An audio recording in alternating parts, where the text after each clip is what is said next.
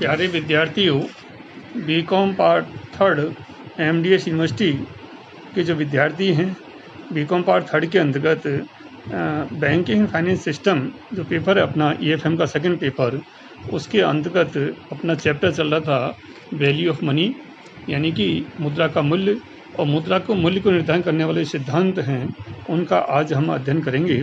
मैं doctor Chandradas Gupta, associate professor, faculty of commerce, department of EFM, Shri Govind Singh Gurjar राजकीय महाविद्यालय नसीराबाद के अंतर्गत कार्यरत हूँ।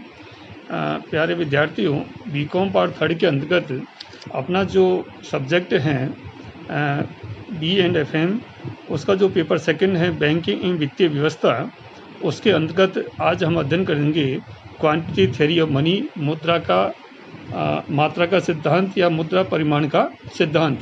मुद्रा परिमाण का जो सिद्धांत है मुद्रा के मूल्य निर्धारण करने का एक महत्वपूर्ण सिद्धांत है। आप जैसा कि जानते हैं, किसी वस्तु का मूल्य उसकी मांग और पूर्ति के द्वारा निर्धारित होता है। ठीक उसी प्रकार से यहाँ पर हम कहेंगे कि जो मुद्रा का मूल्य है, यानी कि जो रुपया है या किसी भी राष्ट्र की जो करेंसी है, उसका मूल्य किस प्रकार से निर्धारित होता है, क्योंकि मुद्रा परिमाण जो सिद्धांत है वो यह बताता है कि मुद्रा की मात्रा में परिवर्तन होने पर मुद्रा के मूल्य में भी परिवर्तन होता है। यानी कि यदि मुद्रा की मात्रा बढ़ाई जाएगी तो उसके मूल्य में कमी होगी, और यदि मुद्रा की मात्रा कम की जाती है तो उसके मूल्य में वृद्धि होगी।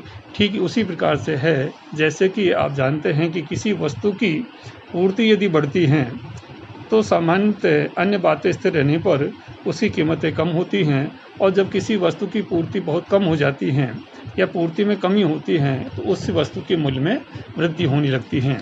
अब ये जो मुद्रा परिमाण का जो सिद्धांत है, यानी कि मुद्रा के मूल्य निर्धारण करने का जो सिद्धांत है, ये सिद्धांत का प्रतिपादन कब किया, ये तो कहना एक सुनिश्चित नहीं है, लेकिन फिर भी हम ये कह सकते हैं कि इस सिद्धांत का प्रतिपादन जो है वो दीवान सेठी ने विचार व्यक्त किया था शुरू में, और उसके बाद डेविड ह्यूम को जाता है, जिन्होंने 1752 में अपने विचार मुद्रा परिमाण सिद्धांत के बारे में रखे थे, और उन्होंने बताया था कीमत स्तर को मुद्रा की मात्रा का प्रतिफल कहा जाता है। यानी कि मुद्रा का जो मूल्य है पी से डिनोट किया है, और क्वांटिटी ऑफ मनी यानी कि मुद्रा की जो मात्रा है, उन दोनों के बीच में मुद्रा की मात्रा यानी कि एम और मुद्रा की जो कीमत है प्राइस है, उन दोनों के बीच में कारण और परिणाम का संबंध इन्होंने स्थापित करने का प्रयास किया था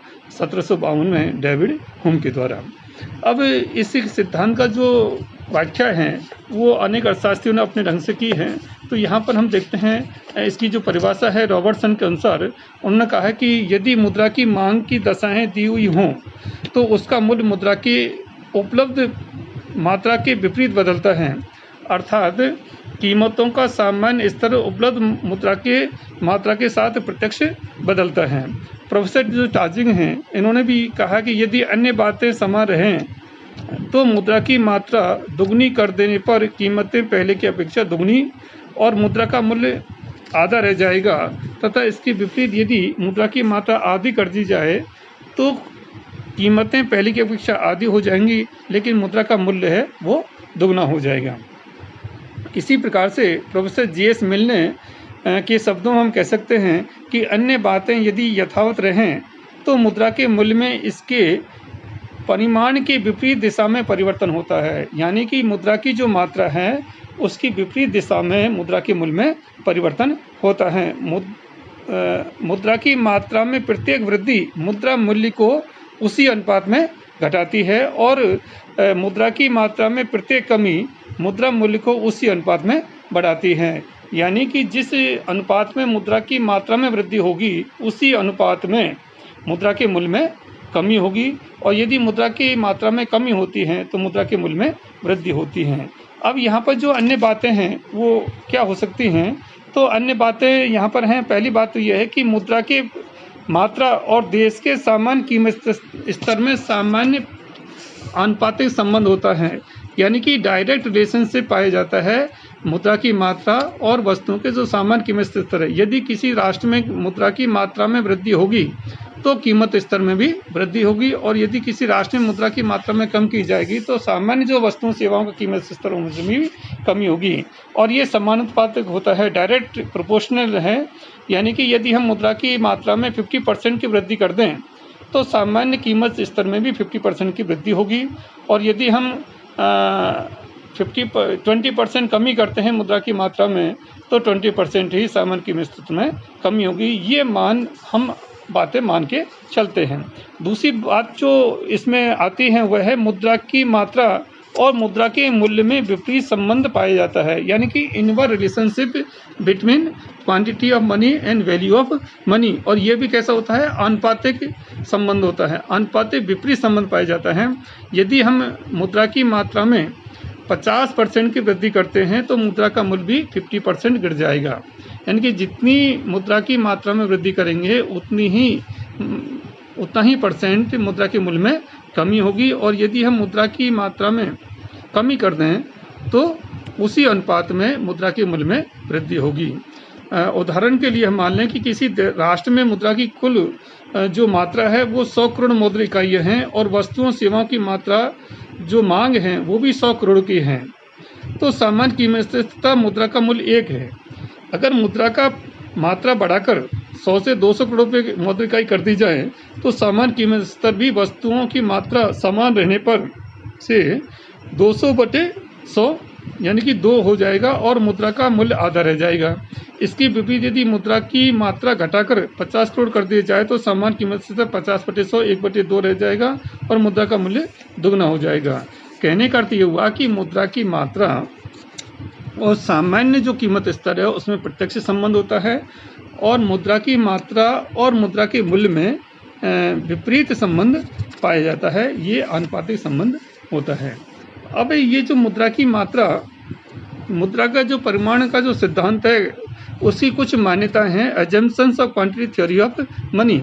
प्राचीन अर्थशास्त्रियों द्वारा दी गई जो मुद्रा परिमाण की जो विभिन्न जो परिभाषाएं दी गई हैं उनमें उन्होंने कहा कि अन्य बातें समान रहें। अन्य बातें समान का मतलब है कि कुछ एजम्पशंस हैं, कुछ मान्यताएं हैं, उनको लेकर के मुद्रा के मूल्य का निर्धारण इस सिद्धांत अनुसार किए जाते हैं। तो यहाँ पर जो अन्य बातें हैं वो उन सीमाओं का निर्धारण करते हैं जिसमें कि ये सिद्धांत की कुछ मान्यताएं जो हैं वो हम निम्नलिखित कह सकते हैं, या हम कह सकते हैं कि पहली जो इसकी मान्यता है वो ये मान के चलते हैं कि व्यापार की मात्रा स्थिर रहनी चाहिए। यानी कि मुद्रा के द्वारा जो क्रय विक्रय की जाने वाली वस्तुओं सेवाओं की जो मात्रा है उसमें कोई घटी बढ़ोतरी नहीं होती। हम ये मान के चलते हैं कि राष्ट्र में वस्तुएं सेवाओं के क्रय विक्रय की जो मात्रा है यानी कि व्यापार की जो मात्रा है उसमें कोई परिवर्तन नहीं होता है। ये मान के चलते हैं तभी ये सिद्धांत लागू होता है। दूसरी जो इसकी मान्यता है वह है कि वस्तु विनिमय के सौदे में कोई परिवर्तन नहीं हो। यानी कि वस्तु विनिमय का मतलब जानते हैं एक वस्तु के बदले दूसरी वस्तु का लेन देन करना।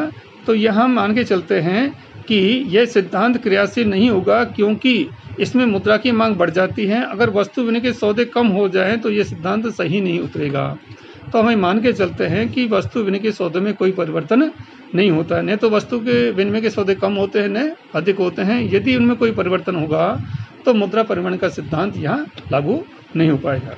तीसरी जो इसकी मान्यता है वह है मुद्रा और साख मुद्रा के अनुपात में स्थिरता रहे। मुद्रा और जो साख मुद्रा है उनके अनुपात में स्थिरता रहे, यानी कि उनमें कोई परिवर्तन नहीं होना चाहिए।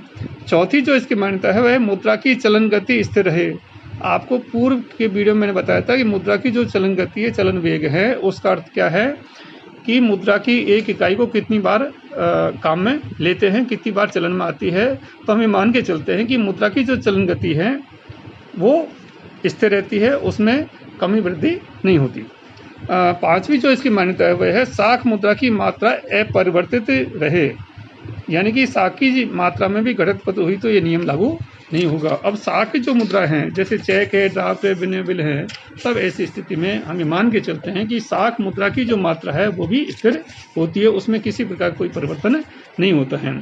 इसके अलावा अन्य कुछ मान्यताएं उन्होंने लेकर चली हैं जैसे कि उत्पादन है, विनिमय है, क्रय, जनसंख्या, बचत, उधार प्रथा, मुद्रा को तरल रूप में रखने की प्रवृत्ति आदि समान है। ये सब मान्यताएं अवास्तविक एवं व्यवहारिक हैं। यानी कि आप जानते हैं कि वास्तव में ये बातें व्यवहार में नहीं पाई जाती, व्यवहारिक हैं, लेकिन इस परिवर्तनशील युग में अन्य बातों के समान रहने की कल्पना करना बेहद ही बेबुनियाद है, या हम कह सकते हैं कि केवल ये सैद्धांतिक हैं, व्यवहार में ये चीज़ें स्थिर नहीं रहती हैं। तो इस प्रकार से हमें कह सकते हैं कि मुद्रा परिमाण का जो सिद्धांत है वह इन मान्यताओं के ऊपर आधारित है, यानी कि यदि अन्य बातें स्थिर रहती हैं तभी ये सिद्धांत काम करेगा। यदि अन्य बातें स्थिर नहीं रहती हैं, यानी कि ये मान्यताएं में यदि परिवर्तन होता रहता है तो ये सिद्धांत काम नहीं करेगा। तो मुद्रा परिमाण का जो सिद्धांत है उसके अनुसार मुद्रा का जो मूल्य है वो मुद्रा की मात्रा पर निर्भर करता है। संक्षेप में यदि हम कहें तो मुद्रा की मात्रा और मुद्रा के मूल्य में विपरीत संबंध पाया जाता है। आप जैसे किसी वस्तु का डिमांड कर्व खींचते हैं, ठीक उसी प्रकार से हॉरिजॉन्टल आप इसको बना करके, मतलब बाएं से दाएं नीचे गिरते हुए आर्क बना करके आप कह सकते हैं कि एक तरफ तो आप मुद्रा की मात्रा ले लें, ओ एक अक्ष पर, और ओ वाई अक्ष पर मुद्रा का मूल्य आप तय कर सकते हैं कि तो जितनी मुद्रा की मात्रा बढ़ती जाएगी मुद्रा के मूल्य में उतनी ही कमी होती जाएगी, या मुद्रा की मात्रा में कमी होगी तो मुद्रा के मूल्य में वृद्धि होगी। तो इस प्रकार से हम कह सकते हैं कि मुद्रा की मात्रा और मुद्रा के मूल्य में विपरीत संबंध पाया जाता है। आज की वीडियो इतना ही। थैंक यू, धन्यवाद।